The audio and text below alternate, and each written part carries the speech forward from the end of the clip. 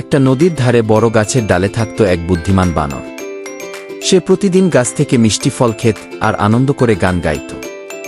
নদীর জলে থাকত এক কুমির। কুমিরও বানরের সাথে বন্ধুত্ব করল। প্রতিদিন বানর তাকে ফল ছুঁড়ে দিত, কুমির খুশি হয়ে যেত।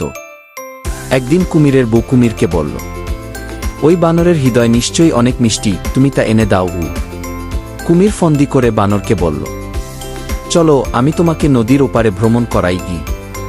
বানর রাজি হল, কুমিরের পিঠে চেপে বসল। কিন্তু মাঝ নদীতে কুমির সত্যি কথা বলে দিল। বানর হেসে বলল, ওহে কুমির ভাই, হৃদয় তো আমি গাছে রেখে এসেছি, আগে তীরে নিয়ে যাও, তারপর দেব। কুমির তাকে তীরে নিয়ে এলো।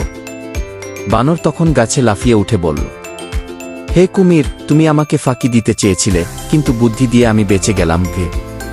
তারপর থেকে কুমির আর বানর শুধু বন্ধুত্বের কথা ভেবেছে, ফাঁকি নয়।